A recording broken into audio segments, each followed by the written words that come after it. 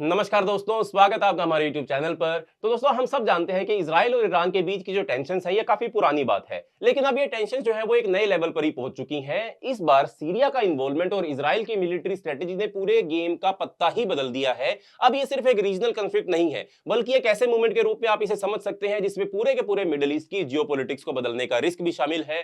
Israel ने अपने strategic air strikes और ग्राउंड ऑपरेशंस के जरिए अपने हॉस्टाइल नेबर को एक मैसिव ब्लो दिया है। तो चलिए आज की इस वीडियो में हम देखते हैं कि किस तरीके से ये रीजन का जो बैलेंस है वो चेंज हो रहा है और किस तरीके से इजराइल ने अपने मिलिट्री ऑप्शंस को एक्सपेंड करने का काम किया है। पर उससे पहले चैनल का नाम है दिया ये सब, मेरा नाम है राही मेहता। चैनल को अभी सब्सक्राइब कर लीजिए ताकि आप ऐसे इंफॉर्मेटिव एंड इंटरेस्टिंग वीडियोस देखते रहें। तो दोस्तों, हम सब आज की डेट में एक रीजनल वॉर के बिल्कुल कगार पर खड़े हैं, लेकिन ये पहली बार नहीं है, पहली बार नहीं हो रहा है। अब तक ईरान और इजराइल काफी बार छोटे मोटे स्केल के जो युद्ध है वो लड़ चुके हैं, लेकिन सीरिया ने इस गेम का पूरा मैदान ही बदल दिया। जैसे ही सीरिया के अंदर असद सरकार गिरती है, उसके कुछ घंटों के अंदर ही इजरायली ग्राउंड फोर्सेस ने सीरिया के साइड के गोलन हाइट्स को भी अपने कंट्रोल में लेने का काम किया।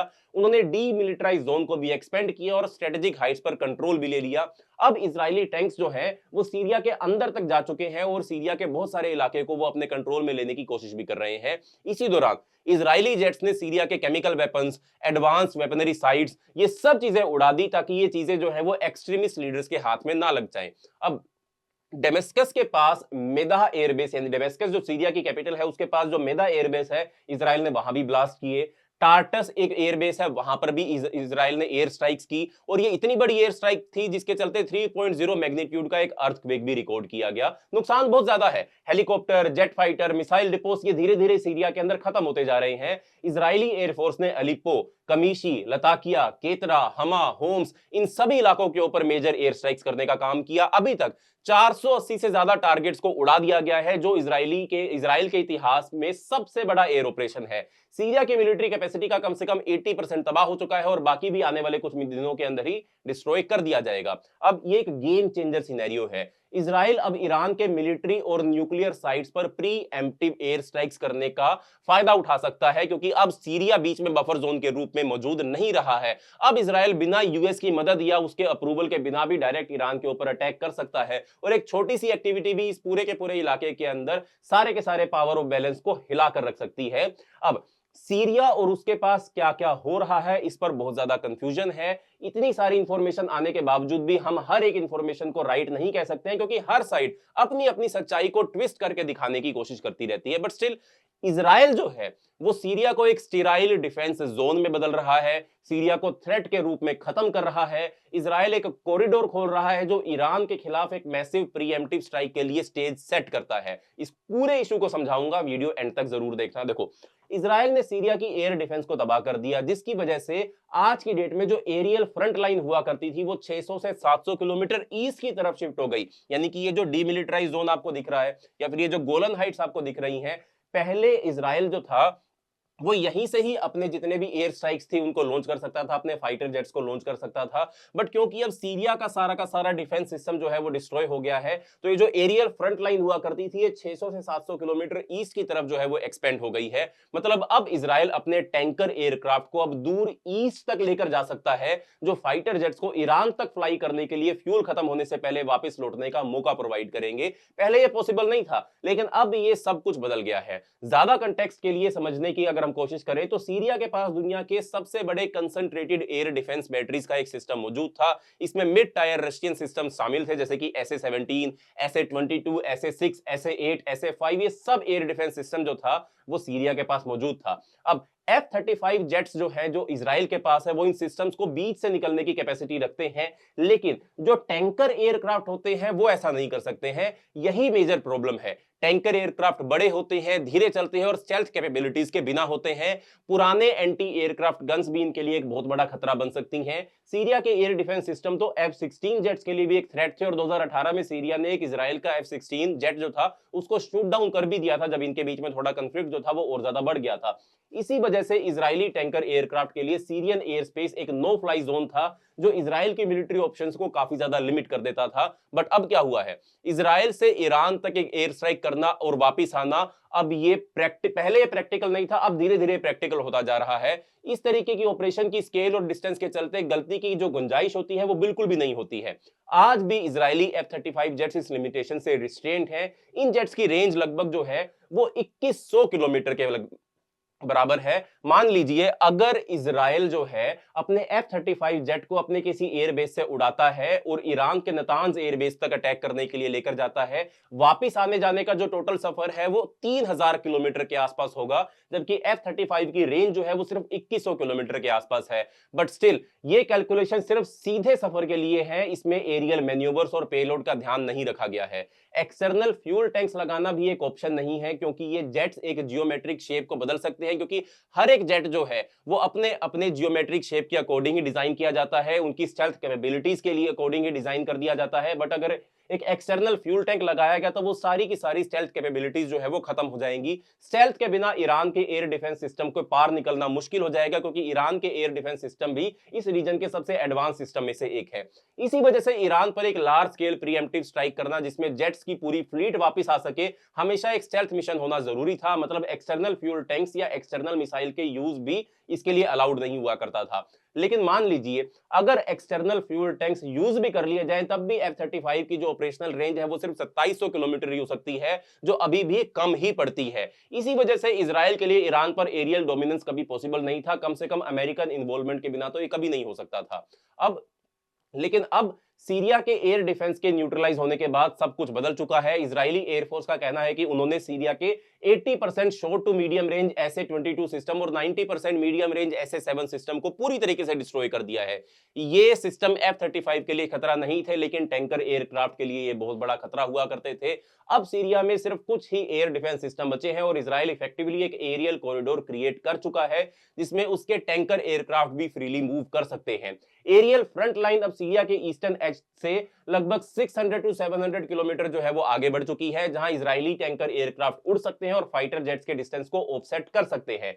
अब क्या हुआ, इजरायली जेट्स टेक्निकली अब अपने एयरबेस से टेक ऑफ करेंगे, सीरिया के अंदर से वो उड़ेंगे और फ्लाई करते हुए इराक के बॉर्डर को क्रॉस कर सकते हैं और फिर ईरान में एंटर करके वहां के मिलिट्री और न्यूक्लियर फैसिलिटीज को बॉम्ब करके डिस्ट्रॉय करके वापस भी इजराइल तक आ सकते हैं। मिशन कंप्लीट होने के बाद जेट सीरियन एयरफोर्स में वापस आएंगे, रिफ्यूल करेंगे और फिर अपने घर लौट जाएंगे। रिफ्यूलिंग बहुत ज्यादा जरूरी थी और वही सीरिया के एयर स्पेस के अंदर पहले पॉसिबल नहीं था, बट अब ये पॉसिबल हो गया है। अगर इजरायलीज को अपनी कैपेबिलिटीज पर ज्यादा कॉन्फिडेंस हो तो वो ईरान के सुप्रीम लीडर और IRGC कमांड को भी टारगेट कर सकते हैं। वहां पर भी वो डीकैपेसिटेशन स्ट्राइक्स जो है, जो इजराइल पहले लेबनान के ऊपर कर रहा है, वो ईरान के ऊपर भी कर सकता है। तो सिंपल शब्दों में कहा जाए तो सीरिया के एयर डिफेंस को खत्म करके इजराइल के पास अब ईरान के न्यूक्लियर और मिलिट्री इंफ्रास्ट्रक्चर पर एक large scale pre-emptive attack launch करने का एक बहुत ही बढ़िया मौका है।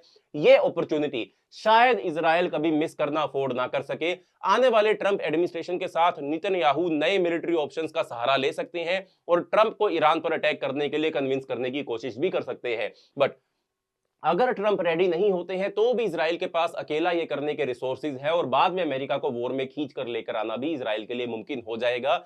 इस सब के बीच में ईरान अपने प्रोक्सी हिजबुल्लाह को रीइंफोर्स करने की कोशिश करेगा ताकि इजराइल के अगेंस्ट डेटरेंट एस्टेब्लिश किया जा सके। सालों तक इजराइल और ईरान के बीच में एक स्टेलमेट था जो एक फुल आउट वॉर को रोक रहा था। ईरान के पास प्रोक्सीज का एक नेटवर्क था जो इजराइल के अगेंस्ट लेवरेज की तरह काम करता था। इन प्रोक्सीज में सबसे स्ट्रॉन्ग हिजबुल्लाह हुआ करता था। आप जानते हैं कि ईरान ने बहुत सारे प्रोक्सी ग्रुप जो है वो क्रिएट किए, इसमें सबसे पावरफुल हिजबुल्लाह था और वो हिजबुल्लाह जो था वो इजराइल के अगेंस्ट एक्टिविटीज करता था जो लेबनान के अंदर बेस था। अगर इजराइल ने ईरान के अगेंस्ट एक लार्ज स्केल अटैक किया तो ईरानियन लीडरशिप हिजबुल्लाह को इजराइल पर अटैक करने का सिग्नल दे सकती है। 2018 तक हिजबुल्लाह के पास लगभग 1,30,000 रॉकेट्स और मिसाइल्स होने का एस्टिमेशन था, लेकिन जून 2024 में ईरान के KS ऑफिसर जो थे उन्होंने एक गलती से मिस्टेक से उन्होंने एक प्रेस रिपोर्ट के अंदर यह बोल दिया था कि हिजबुल्लाह के पास पहले 1,30,000 रॉकेट्स है, पर अब वो बढ़कर 10 लाख से ज्यादा रॉकेट्स हो चुके हैं। चाहे ये सच हो या ना हो, इसका लोअर एस्टिमेट भी अगर पॉसिबल हुआ तो ये मैसिव फायर पावर को दिखाता है। लेकिन इजराइल के रीसेंट डिकैपिटेशन स्ट्राइक्स ने हिजबुल्लाह की कैपेबिलिटीज को सब्सटेंशियली डाउनग्रेड कर दिया है। ज्यादा मिसाइल्स और रॉकेट्स अभी भी लेबनान में है, लेकिन हिजबुल्लाह का कमांड स्ट्रक्चर पूरी तरीके से कॉम्प्रोमाइज हो चुका है और शायद वो अब इतना कॉम्प्रोमाइज हो चुका है कि उसको दोबारा खड़ा करना इतनी जल्दी पॉसिबल नहीं होगा। पॉइंट ये है कि हिजबुल्लाह का थ्रेट या हिजबुल्लाह के थ्रेट के बिना ईरान के पास डेटरेंस नहीं बचता, इसलिए ईरानियंस अपने प्रोक्सी हिजबुल्लाह को जितनी जल्दी हो सके रीइंफोर्स करने की कोशिश करेंगे। लेकिन एक बड़ी प्रॉब्लम यह है कि सीरिया के केओस का फायदा उठाकर इजराइल ने गोलन हाइट्स के पास डेमेस्कस के साउथ वेस्ट में एक बहुत बड़ा बफर जोन जो है वो क्रिएट कर लिया है। जब सीरियन रेबल्स ने कैपिटल की तरफ मार्च किया तो इजरायली यूनिट्स ने तुरंत मोबिलाइज होते हुए गोलन हाइट्स के छोड़े हुए सीरियन पोजीशंस को बिना किसी लड़ाई के कैप्चर कर लिया था। इजरायली लीडरशिप कहती है कि इस ऑपरेशन का ऑब्जेक्टिव होस्टाइल फोर्सेस को इजराइल की तरफ एनक्रोच करने से रोकना था और नेतन्याहू इसे एक टेम्परेरी ऑप्शंस बोलते हैं। लेकिन जो टेरिटरी इजराइल ने ली है वो गाजा के साइज से भी लगभग 2 गुना बड़ी है और इतनी स्ट्रेटेजिक इंपॉर्टेंस रखती है कि इजराइल का वहां से हटने के चांसेस बहुत ज्यादा कम हमको लगते हैं। सीरियन आर्मी ने अपनी पोजीशंस छोड़ दी थी, तब इजरायली आर्मी को उन्हें टेक ओवर करने का ऑर्डर दिया गया था ताकि कोई भी होस्टाइल फोर्सेस इजराइल के बॉर्डर के बिल्कुल करीब ना आ जाए। इजरायली लीडरशिप कहती है कि ये एक टेम्परेरी डिफेंसिव पोजीशन है जब तक सूटेबल अरेंजमेंट नहीं मिलता, पर आप जानते हो इजराइल की आदत है कि जब भी वो किसी एरिया को अपने कंट्रोल में ले लेता है तो उसको वापस कभी भी नहीं करता है और कोई उससे ले भी नहीं सकता है। इस गोलन हाइट ऑपरेशन के दौरान एक और नोटेबल चीज ये हुई कि इजरायली ने साइलेंटली माउंट हरमन समिट जो थी उसको भी अपनी साइड से कॉन्क्वर कर लिया। ये पहले सीरियन साइड में हुआ करती थी, सीरिया के कंट्रोल में हुआ करती थी, बट अब इस ऑपरेशन के दौरान ये इजराइल के कंट्रोल में जा चुकी है। इसका एल्टीट्यूड भी काफी अच्छा है। माउंटेन्स जो है वो एयर डिफेंस के लिए एक ब्लाइंड स्पॉट क्रिएट करते हैं, पर्टिकुलरली जो रडार्स होते हैं उनके लिए ब्लाइंड स्पॉट क्रिएट करते हैं। माउंट हर्बन ने दशकों तक इजराइल के एयर डिफेंसेस को ओवरशैडो किया था, जिसकी वजह से इजराइल के लिए माउंटेन्स के उस पार लेबनान और सीरिया के पार्ट्स को देखना मुश्किल हो जाया करता था और इसके चलते लो फ्लाइंग प्लेन्स और ड्रोन्स इस ब्लाइंड स्पॉट का फायदा उठाकर बार-बार इजराइल में घुस आते थे। इसी तरह ईरानियन और हिजबुल्लाह ड्रोन्स ने इजराइल के अंदर तक इन्फिल्ट्रेशन भी किया था। यही ब्लाइंड स्पॉट ईरान से लेबनान की तरफ लैंड ब्रिज का भी पार्ट हुआ करता था। यहीं से सीरिया और लेबनान जो थे वो आपस में कनेक्टेड भी थे, यानी कि हिजबुल्लाह और सीरिया आपस में कनेक्टेड भी थे और इसका फायदा जो था वो ईरान उठाता था और हिजबुल्लाह की रिसोर्सेज को रीइंफोर्स करने का काम करता था और वो भी इजराइल की नजरों के बिल्कुल नीचे। लेकिन अब सब कुछ बदल गया है, इजराइल ने माउंट हरमन को कंट्रोल में ले लिया है और अब वहां रडार्स एस्टेब्लिश करने की प्लानिंग चल रही है। ये रडार्स उन्हें सीरिया और लेबनान के अंदर तक देखने की एबिलिटी देंगे। जब ये फैसिलिटी सेटअप हो जाएंगी तो इजराइल एक अर्ली वार्निंग सिस्टम भी क्रिएट करेगा जो लो फ्लाइंग जेट्स और ड्रोन्स को डिटेक्ट कर सके। साथ ही इजरायली इंटेलिजेंस माउंट हरमन का यूज करके ईरानियन और हिजबुल्लाह मूवमेंट को ऑब्जर्व कर सकेंगी और ये तो बस शुरुआत है। माउंट हरमन को स्ट्रेटेजिक एप्लीकेशंस की लिस्ट काफी लंबी है, लेकिन पॉइंट ये है कि माउंट हरमन अब इजरायली कंट्रोल होने के बाद ईरान के लिए हिजबुल्लाह को रीइंफोर्स करना काफी मुश्किल हो जाएगा। इसके साथ सदर्न लेबनान और सीरिया में भी काफी होस्टाइल मूवमेंट अब इजरायली डिटेक्ट कर लेंगे। जो भी होगा सीरिया के अंदर या लेबनान के अंदर, इजराइल को उसके बारे में जानकारी मिलती जाएगी। ड्रोन्स और मिसाइल्स ये सब इजराइल की रडार के रेंजेस के अंदर आ जाएंगे। हिजबुल्लाह के नए चीफ ने हाल ही में ये मान लिया था कि अब इजराइल ने इस सारे के सारे लैंड ब्रिज को या सप्लाई रूट को पूरी तरीके से डिस्ट्रॉय भी कर दिया है। लेकिन अगर किसी तरीके से ईरान एक अल्टरनेटिव पाथ से हिजबुल्लाह तक पहुंच भी जाएगा तो भी इसका फायदा नहीं हो पाएगा, क्योंकि हिजबुल्लाह की जो लीडरशिप है वो पहले से ही कॉम्प्रोमाइज हो चुकी है। तो दोस्तों ये कहना गलत नहीं होगा कि इजराइल ने अपनी मिलिट्री स्ट्रेटेजी से मिडिल ईस्ट की पॉलिटिक्स में एक नया मोड़ डाला है।